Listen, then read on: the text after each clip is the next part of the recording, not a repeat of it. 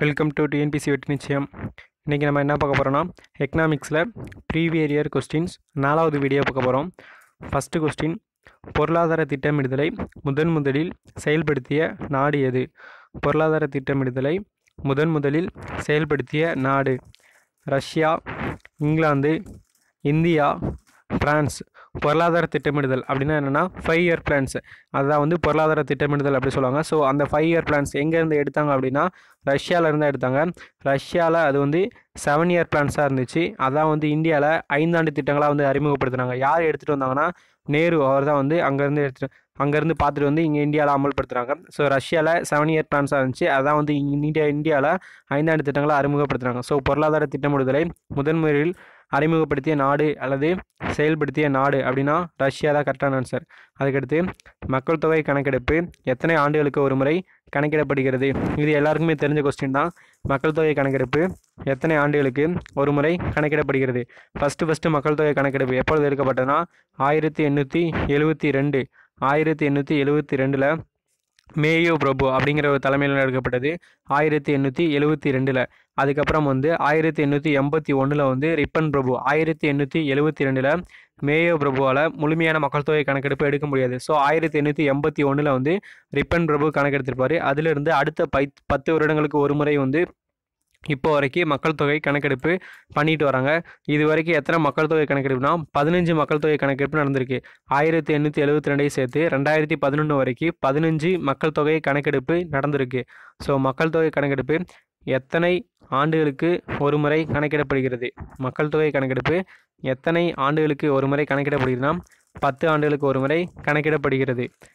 இந்தியாவில் விரைவான மக்கள் தொகை வளர்ச்சி எந்த ஆண்டுகளில் நிலவியது? இந்தியாவில் விரைவான மக்கள் தொகை வளர்ச்சி எந்த ஆண்டுகளில் நிலவியது அப்படின்னு கேட்டிருக்காங்க. 1881 அதுக்கடுத்து 10 வருடங்கள் கழித்து கண்டினியூஸாக மக்கள் தொகை கணக்கெடுத்துட்டு வந்தாங்க. எந்த ஆண்டில் மக்கள் தொகை வளர்ச்சி சீராக இருந்துச்சுன்னு அப்படின்னு கேட்டிருக்காங்க. ஃபஸ்ட்டு மக்கள் தொகையில் இம்பார்ட்டண்டான வருடங்கள் எதுனா 1921. 1921 பெரும் பிளவு ஆண்டு அப்படி சொல்லுவாங்க. 1921 பெரும் பிளவு ஆண்டு அப்படி சொல்லுவாங்க. ஏன்னா 1911 0.56% இருந்த வளர்ச்சி விகிதம், ஆண்டுக்கு 0.56% இருந்த வளர்ச்சி விகிதம் 1921 -0.03 போயிடும். ஸோ -0.03 போயிடும். அதனால இந்த 1921 பெரும் பிளவு ஆண்டு அப்படின்னு சொல்லுவாங்க. ஸோ 1921 மக்கள் தொகையில் முக்கியமான ஆண்டு, பெரும் பிளவு ஆண்டு அப்படின்னு சொல்லுவாங்க. அதுக்கப்புறம் 1951 சிறு பிளவு ஆண்டு சொல்லுவாங்க.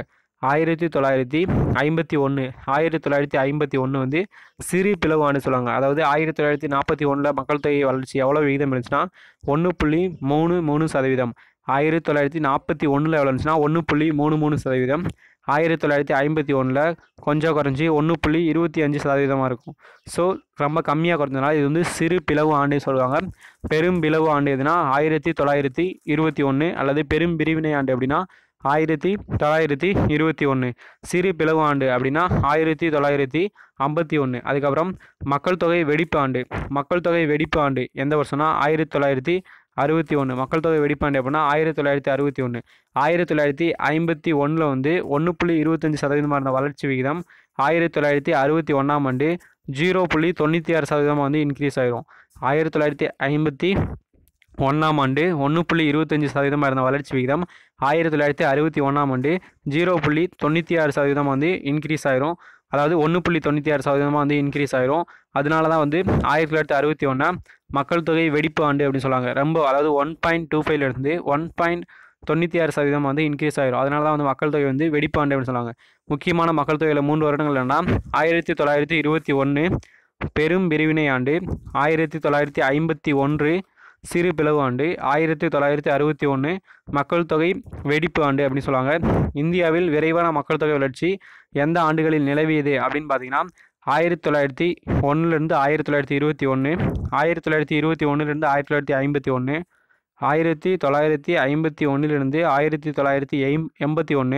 1981, 1991 2001. எப்போ சீரான மக்கள் தொகை வளர்ச்சி ஏற்படுச்சுன்னா 1951 1981. இதுதான் அதுக்கான கரெக்டாக ஆன்சர். 51 81 வரைக்கும் சீரான மக்கள் தொகை வளர்ச்சி ஏற்படுச்சு. அதுக்கப்புறம் 3வது முறையாக எந்த புரட்சியின் தூண்டுதலினால் மக்கள் தொகை பெருகியது? 3வது முறையாக எந்த புரட்சியின் தூண்டுதலால் மக்கள் தொகையை பெருக்கியது? இது இது வந்து ஒரே ஒரு கொஸ்டின் தான். அந்த ஒரே கொஸ்டினில் மட்டும் மக்கள் தொகையை பற்றி கிட்டத்தட்ட ஒரு 4 கேள்வி கேட்டிருக்காங்க. மேக்ஸிமம் 4 கேள்வி, மினிமம் மக்கள் தொகையை பற்றி ஒரு கேள்வி எக்கனாமிக்ஸில் கண்டிப்பாக வந்துடும். ஸோ 3வது முறையாக எந்த புரட்சியின் தூண்டுதலால் மக்கள் தொகையை பெருக்கியது? வெண்மை புரட்சி, அறிவியல் மற்றும் தொழில்நுட்ப புரட்சி, பசுமை புரட்சி, வெள்ளி புரட்சி. 3வது முறையாக எந்த புரட்சியின் தூண்டுதலால் மக்கள் தொகை பெருகியது அப்படின்னா அறிவியல் மற்றும் தொழில்நுட்ப புரட்சி. இதான் வந்து இதுக்கான கரெக்டான ஆன்சர். அதுக்கடுத்து எந்த ஆண்டு பெரும்பிளவு ஆண்டு என கருதப்படுகிறது? எந்த ஆண்டு பெரும்பிளவு ஆண்டு என கருதப்படுகிறது? இதுக்கு முன்னாடி நம்ம மேலேயே பார்த்தோம். எந்த ஆண்டுனா 1921ஆம் ஆண்டு பெரும்பிளவு ஆண்டு அப்படின்னும், 1951ஆம் ஆண்டு சிறு பிளவு ஆண்டு அப்படின்னும், 1961ஆம் ஆண்டு மக்கள் தொகை வெடிப்பு ஆண்டு அப்படின்னு பார்த்தோம். ஸோ எந்த ஆண்டு பெரும்பிளவு ஆண்டு என கருதப்படுகிறதுனா 1921, அதாவது வந்து பெரும்பிளவு ஆண்டு அப்படின்னு கருதப்படுகிறது. அதுக்கப்புறம் எந்த ஆண்டு தொழிற்கொள்கையானது பொதுத்துறை நிறுவனங்களின் மறுசீரமைப்பினையும் தனியார் துறையின் பங்கேற்பையும் ஊக்குவித்தது? எந்த ஆண்டு தொழிற்கொள்கையானது பொதுத்துறை நிறுவனங்களின் மறுசீரமைப்பினையும் தனியார் துறையின் பங்கேற்பையும் ஊக்குவித்தது? அதாவது நம்ம எல்பிஜி, தனியார் மயமாதல், தாராளமயமாதல், உலகமயமாதல், அதை தான் சொல்லுவாங்க. தொழிற்கொள்கை பொதுத்துறை நிறுவனங்களின் மறுசீரமைப்பு. பொதுத்துறை நிறுவனங்களை மறுசீரமைப்பு பண்ணி ப்ளஸ் தனியார் நிறுவனங்களோட பங்கேற்பையும் வந்து ஊக்குவித்தது. எதுனா வந்து அந்த எல்பிஜி. அந்த எல்பிஜி எப்போ கொண்டு வந்தாங்கன்னா 1991. 1991 புதிய பொருளாதார கொள்கையின்படி கொண்டு வந்தால் வந்து இந்த எல்பிஜி. ஸோ எப்போனா 1991. எந்த ஆண்டு தொழிற்கொள்கையானது பொதுத்துறை நிறுவனங்களின் மறுசீரமைப்பையும் தனியார் துறையின் பங்கேற்பையும் ஊக்குவித்தனா 1991. எக்கனாமிக்ஸில் இந்திய பொருளாதாரத்தில் மிகவும் முக்கியத்துவம் வாய்ந்த வருடம் என்ன அப்படின்னு கேட்டாலுமே 1991. அதுக்கப்புறம் கல்வி மற்றும் சேவைகளுக்கான சரக்கு மற்றும் சேவை வரி விகிதம் எவ்வளவு? கல்வி மற்றும் சேவைகளுக்கான சரக்கு மற்றும் சேவை வரி விகிதம் எவ்வளோ? அதாவது goods and service tax, GST எப்போ அமல்படுத்தினாங்கன்னா ஜூலை 1, 2016 அன்ட்ரோ பண்ணதான் வந்து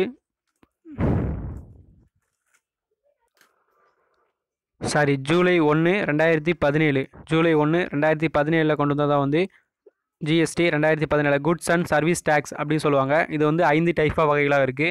0%, 5%, 12%, 18% மற்றும் 28%. இந்த மாதிரி 5 வகையான வரிகளாக இருக்குது. அதில் கல்வி மற்றும் சேவைகளுக்கான சரக்கு மற்றும் சேவை வரி விகிதம் எவ்வளோ அப்படின்னு கேட்டுக்காங்க. கல்வி மற்றும் சேவைகளுக்கான சரக்கு மற்றும் சேவை வரி விகிதம் எவ்வளோ அப்படின்னு பார்த்தீங்கன்னா 0%. கல்வி மற்றும் சேவைகளுக்கு வந்து வரி கிடையாது. ஸோ 0% வந்து இதுக்கான கரெக்டான ஆன்சர். Okay, thank you.